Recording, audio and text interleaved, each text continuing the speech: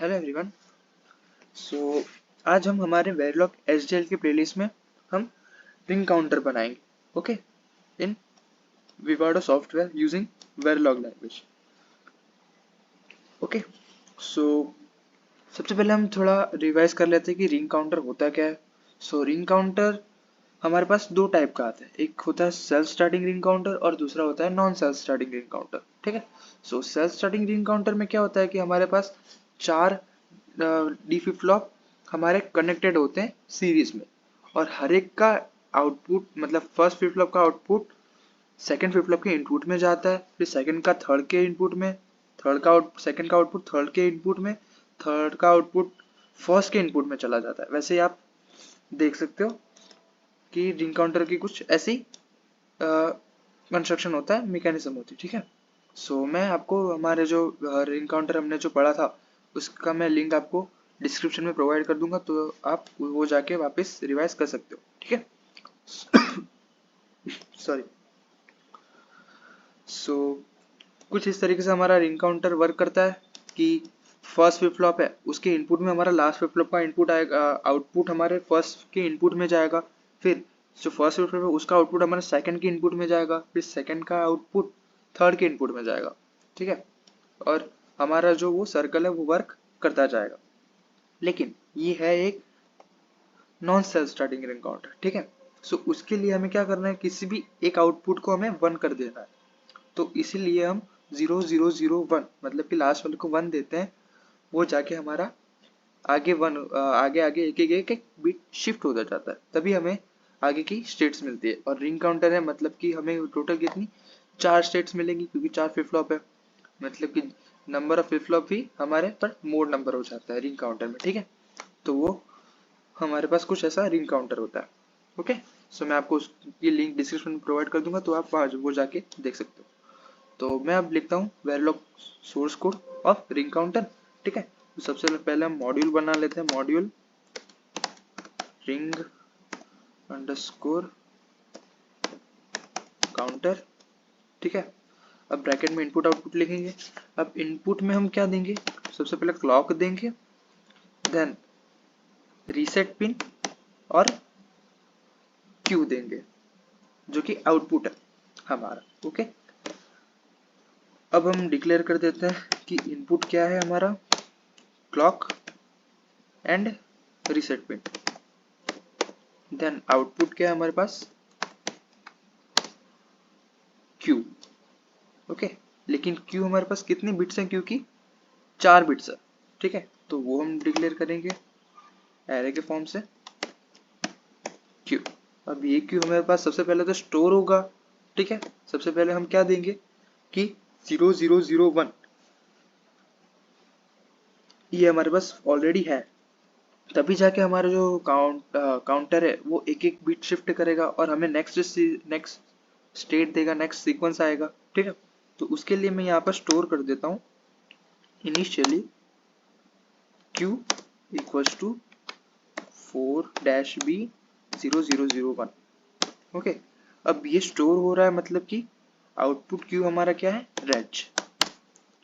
Okay, कुछ इस तरीके से हमारा हो जाएगा। ओके, अब मैं यूज करता हूँ always block, always at the rate positive H trigger बनाएंगे हम।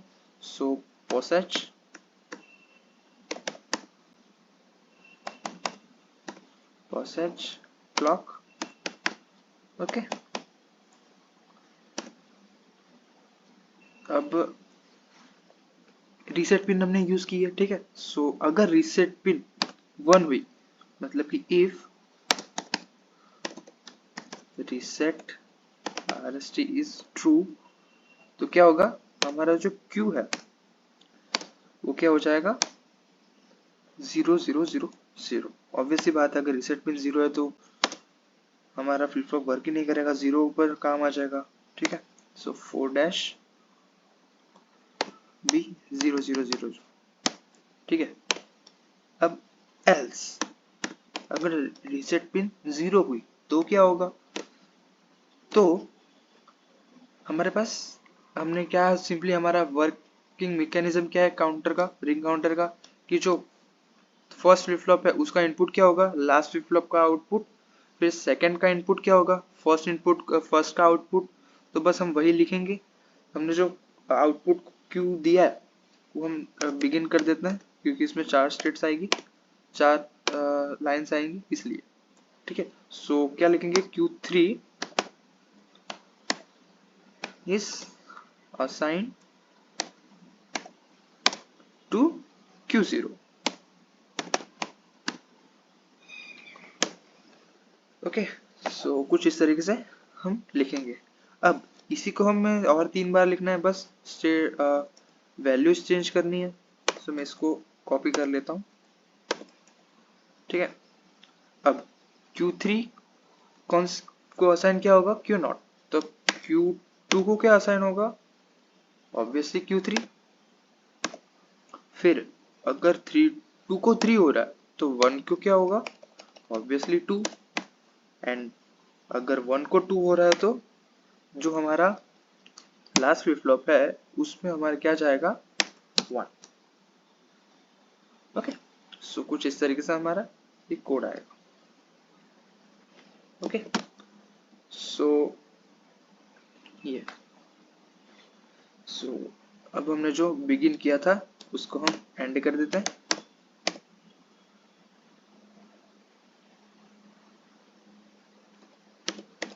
एंड लास्ट में एंड मॉड्यूल।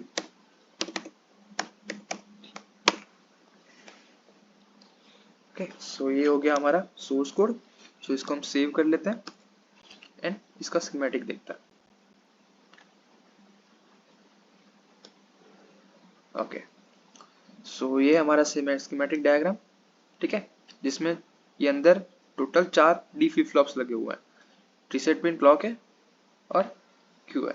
अब मैंने यहाँ पर अगर आप सोर्स कोड में देखें तो सोर्स कोड में मैंने सिर्फ क्लॉक, सोर्स कोड की इनपुट में मैंने सिर्फ क्लॉक और रीसेट दिया है। डी इनपुट क्यों नहीं दिया, क्योंकि वो तो हमारा आउटपुट उसी फ्लिप फ्लॉप के आउटपुट में से आगे आगे एक एक रन हो रहा है, तो वो तो एक तरीके से हमारा इनपुट हुआ ही नहीं है।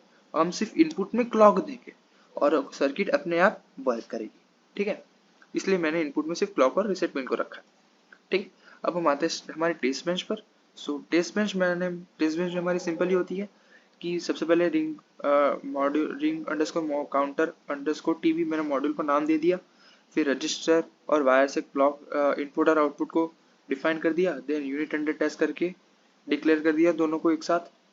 ओके, देन मैंने क्या लिखा कि always #1 clock equals to negative clock, मतलब कि हमारे जो क्लॉक हम देंगे वो हर एक टाइम यूनिट के बाद वो उसकी स्टेट चेंज होती जाएगी, मतलब कि टोटल टाइम पीरियड हमारा कितना होगा, 2 यूनिट टाइम। वो ऑलवेज मतलब कि वो हमेशा के लिए होगा। ठीक है, फिर मैंने क्या किया, इनिशियल बिगिन करके सबसे पहले क्लॉक को इनिशियलाइज कर दिया कि वो 0 होगी। देन रीसेट को भी इनिशियलाइज कर दिया कि वो भी सबसे पहले 0 होगा। फिर #30 यूनिट के बाद वो रीसेट 1 होगा, मतलब कि उसके बाद हमारे स्टेट्स क्या आएगी, 0 0 0 0 और 30 तक हमारा जो काउंटर जैसे वर्क करता है वैसे करना चाहिए। ओके, फिर एंड करके मैंने एंड मॉड्यूल कर दिया। अब हम देखते हैं हमारा वेवफॉर्म्स कुछ इस तरीके से आता है कि नहीं।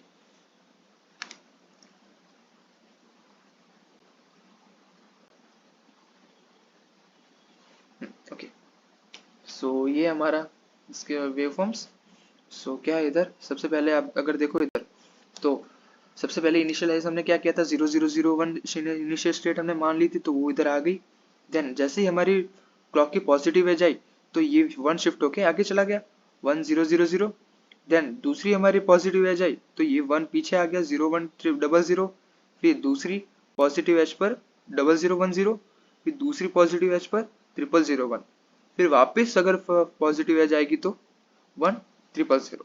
ऐसे ही ये वर्क करता जाएगा, कहाँ तक, 30 नैनो सेकेंड तक। 30 नैनो सेकेंड के बाद क्या होगा कि वो 0 0 स्टेट आएगा, क्योंकि हमने रीसेट पिन 1 कर दी है, जो कि आप यहाँ पर देख सकते हो। ओके, सो ये हमारे रिंग काउंटर का source code, test bench, waveforms and schematic diagram. Okay, so आगे हम और ऐसे टॉपिक्स के बारे में बात करेंगे, डिस्कशन करेंगे। Okay, so for that stay tuned for this video.